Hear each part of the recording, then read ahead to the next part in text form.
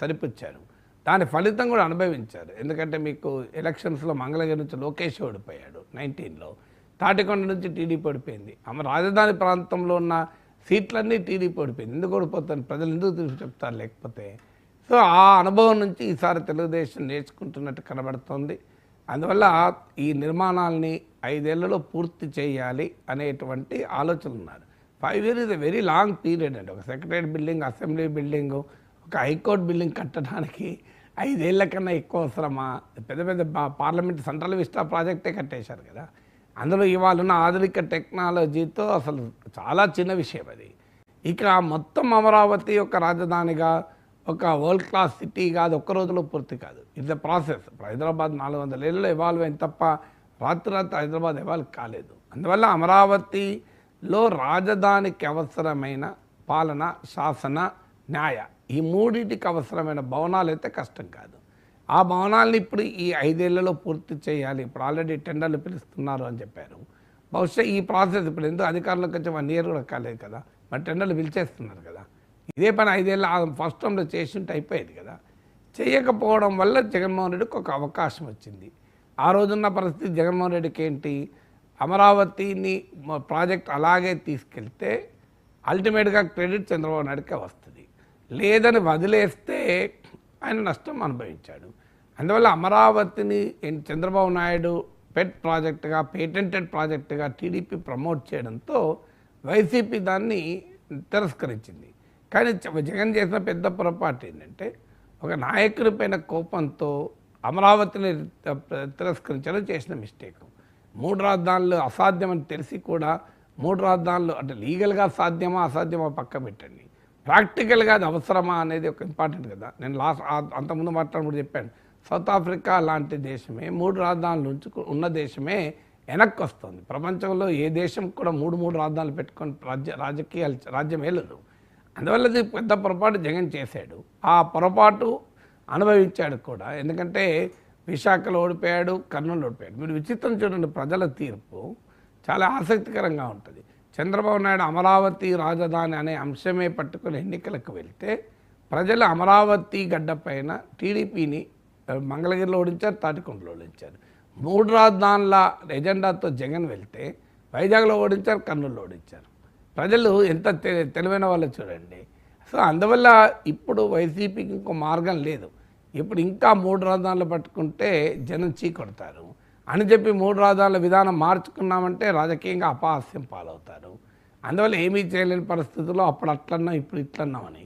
రాజధాని అనేది ఆషామాషిగా రోజుకు మాట మార్చుకునే విధానం కాదు కదా. మీరు 2014లో ఇదే అమరావతికి జగన్ మద్దతు ఇచ్చాడు. అసెంబ్లీ సాక్షిగా 20,000 ఎకరాలు ఇంకా ఎక్కువ కావాలి, ఇంకా కొన్ని వేల ఎకరాలు కావాలని మాట్లాడారు. అమరావతికి మా పూర్తి మద్దతు అన్నారు. తర్వాత మళ్ళీ మాట మార్చారు. ఎన్నిసార్లు మారుస్తారు ఒక విధానం? ఒక కీలకమైన రాజధాని అనే అంశం పైన రాజకీయ పార్టీకి ఒక నిర్దిష్టమైన వైఖరి లేదు. అప్పుడున్న పరిస్థితుల్లో 3 రాజధానులు ఉన్నాం.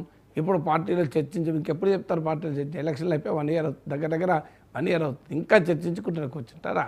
అందువల్ల వైసీపీ సెల్ఫ్ గోల్ 3 రాజధానుల విషయంలో, అమరావతి విషయంలో సెల్ఫ్ గోల్ చేసుకుంది. ఇప్పుడు ఆ సెల్ఫ్ గోల్ నుంచి బయటపడలేక ఏమీ అర్థం కాని ఒక దుస్థితిలో వైసీపీ ఉంది. చేసిన మిస్టేక్ పొలిటికల్గా యాక్సెప్ట్ చేసి మూవ్ ఆన్ కావాలి. అది ఆ రకమైన పొలిటికల్ మెచ్యూరిటీని ప్రదర్శించాలి. అది మేము కరెక్టే, పొరపాటు చేసాం. అమరావతి విషయంలో చంద్రబాబు నాయుడు మీద కోపాన్ని అమరావతి పైన తీర్చారు. తెలుగుదేశం పార్టీ పైన కోపాన్ని ప్రజలపైన తీర్స్తే ఎట్లా? ఒక రాజకీయ పార్టీ అనేది అధికారాల్లో మారుతూ ఉంటుంది. ఇప్పుడు హైదరాబాద్ ఉంది, చంద్రబాబు నాయుడు హైటెక్ సిటీ కట్టాడు. తర్వాత అధికారులకు రాజశేఖర్ దాన్ని కూలగొట్టలే కదా. ఇప్పుడు చంద్రబాబు నాయుడు ప్రజావేదిక కడితే అది అక్రమ నిర్మాణం అని జగన్ కూలగొట్టాడు. మరి పోనీ కృష్ణా తీరాన ఉన్న ఏ ఒక్క అక్రమ నిర్మాణం ముట్టుకున్నాడా అంటే ముట్టుకోలేదు. అంటే కేవలం చంద్రబాబు నాయుడు కట్టాడు, చంద్రబాబు నాయుడు అక్కడ మీటింగ్ పెట్టాడు అన్న కోపంతో కూలగొడితే ఎట్లా? ఇంత వ్యక్తిగత కసితో రాజాలి. మీకు అందుకే ఉదాహరణ చెప్పింది. Outer ring road, Hyderabad international airport, హైటెక్ సిటీ, ఇవి ముఖ్యమంత్రులు మారలేదు విజన్. ఏ ముఖ్యమంత్రి ఉన్న సమయంలో ఆ ముఖ్యమంత్రి. కొన్ని ఇప్పుడు సెక్రటరియట్ బిల్డింగ్ ఉంది, కేసీఆర్ కట్టించాడు, రేవంత్ రెడ్డి కూలగొట్టలే కదా, అలా పోయి పాలన చేసుకుంటున్నాడు కదా. ఇప్పుడు కేసీఆర్ కట్టాడు కదా, నేను దీన్ని కూలగొడతా అని చెప్పి కూలగొట్టలే.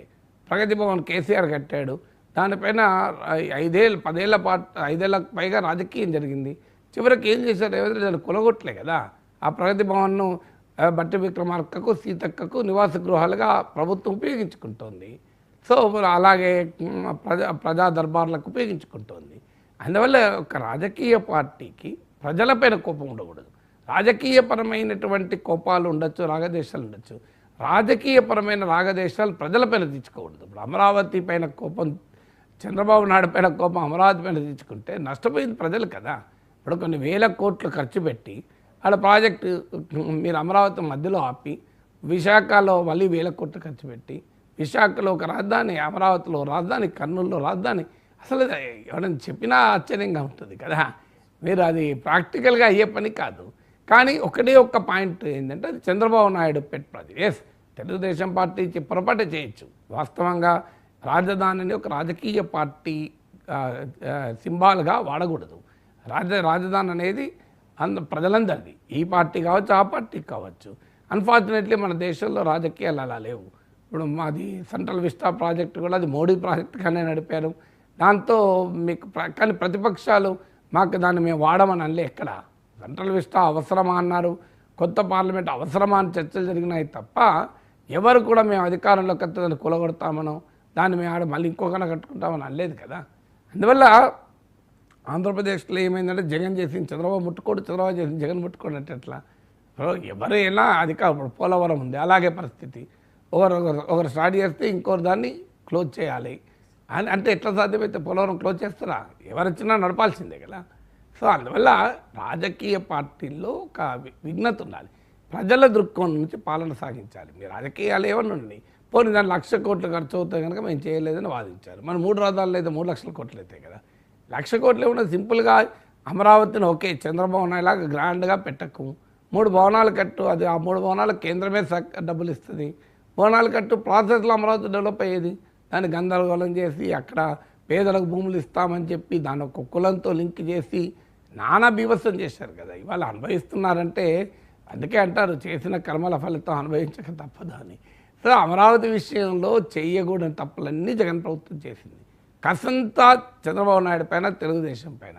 మీరు అది 29 గ్రామాలను, అది పలానా కులానికి చెందిన వారు, ఒక గ్రామంలో ఒకటే కులం ఉంటారా అండి? అందులో పేదలు ఉంటారా? అన్ని కులాల వాళ్ళు ఉంటారు. లేదు తెలుగుదేశం వాళ్ళు భూములు కొన్నారు అక్కడ. సో ఇలా అసలు ఏ కారణాలే విచిత్రమైన భూములు కొంటే ఆ భూముల్ని ఆపండి, ఆ కొనుగోలును రద్దు చేయండి, మీకు ప్రభుత్వ అధికారం ఉంది కదా, ఇన్సైడర్ ట్రేడింగ్ అనుకుంటే ఆ భూములు కొనుగోలు ఆపండి. కానీ రాజధాని ఆపడేందుకు? పోనీ అది ఆపారు. పోనీ విజయవాడ రాజధానిగానో నడిపించనుంటారు. విజయవాడ చారిత్రాత్మక నగరం కదా, అది చేయకుండా ఒక చోట విశాఖ మేలో వస్తా, ఉగాదికి వస్తా, డిసెంబర్కి వస్తా, జనవరికి వస్తా, ఇదే గోల 5 ఏళ్ళు ఎప్పుడు వస్తాను అక్కడ విశాఖ నుంచే పాలన సాగిస్తా, నేనే విశాఖకు వస్తున్నా, మీరు విశాఖకు రండి అని ముహూర్తాల మీద ముహూర్తాలు పెట్టి ఎన్ని ముహూర్తాలు మార్చారు, ఇంత గందరగోళం చేసుకున్నారు కనుక ఇవాళ 11 సీట్ల పరిమితం అయ్యారు.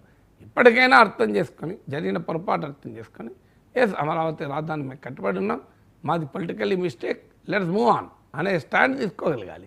అది చాలా ధైర్యం ఉండాలి రాజకీయ నాయకత్వానికి. ఆ ధైర్యం లేక ఇంకా ఆ రోజున్న పరిస్థితుల్లో 3 రాజధానులు అన్నాం, ఈ రోజున్న పరిస్థితుల్లో 1 రాజధాని అంటాం, మళ్ళీ రేపున్న పరిస్థితుల్లో 4 రాజధానులు అంటాం, ఎల్లుండున్న పరిస్థితుల్లో 2 రాజధానులు అంటాం. ఇట్లా మారుతుందండి పరిస్థితులు మారడం ఏంటి? సో ఎప్పుడైనా ఇప్పుడైనా రాజధాని పైన మీ వైఖరి ఏంటి ఇప్పుడేం చెప్పండి. ఎస్ అమరావతి ఒక్కటే రాజధాని ఉన్న కరెక్ట్ కాదు, 3 రాజధానులు కరెక్ట్గా చెప్పండి ధైర్యంగా. ప్రజలు మంచో చెడో నిర్ణయించుకుంటారు కదా.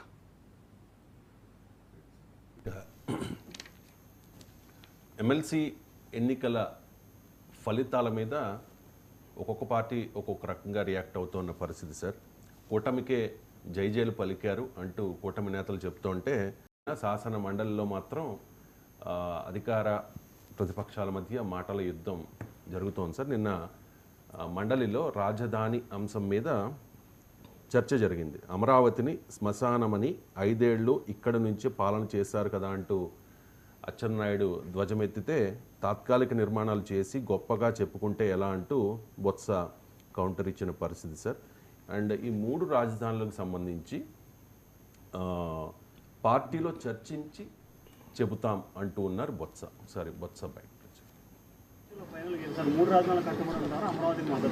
మేము చెప్పాం కదండి, మా విధానం 3 రాజధానులు అవసరం చెప్పాను నేను ఆ రోజుకి. మళ్ళీ ఈ రోజు నువ్వు అడుగుతున్నావు కాబట్టి మా పార్టీ విధానాన్ని మేము డిస్కస్ చేసుకొని చెప్తాము. ఆ రోజుకి మాది 3 రాజధానులు మా విధానం. అప్పుడు ఆ రోజుకి నేను ఈ రోజు మళ్ళీ పార్టీలో డిస్కస్ చేసుకుని చెప్తాను. ఇప్పుడు కాదు. మేము డిస్కస్ చేసి మేము చెప్తాము. పరిస్థితుల్లో 3 రాజధానులు కి స్టాండ్ అయ్యారు, కానీ ఇప్పుడు పార్టీలో చర్చించి నిర్ణయం తీసుకుంటాం, డిసైడ్ అవుతాము అంటూ ఉన్నారు సార్ బొత్స. అంటే వాళ్ళు ఐ మీన్ 3 రాజధానుల విషయంలో వైసీపీ వెనక్కి తగ్గింది అనుకోవాలి.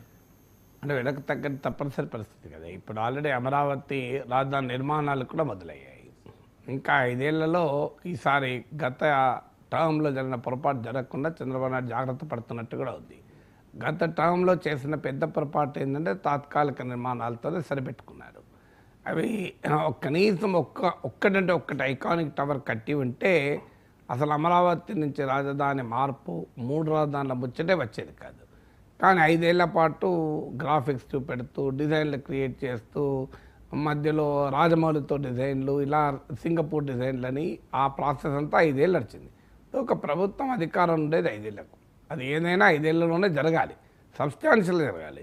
ఇప్పుడు తెలంగాణ సెక్రటరియట్ అంత అద్భుతమైన సెక్రటరియట్ కేసీఆర్ ప్రభుత్వం 6 నెలల్లో నిర్మించింది, 7 ఏళ్లలో నిర్మించింది.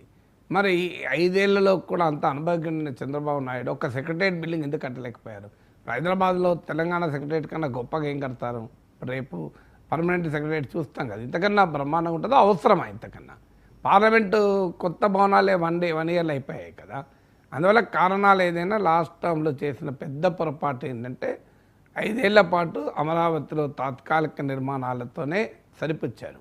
దాని ఫలితం కూడా అనుభవించారు. ఎందుకంటే మీకు ఎలక్షన్స్లో మంగళగిరి నుంచి లోకేష్ ఓడిపోయాడు 19లో, తాటికొండ నుంచి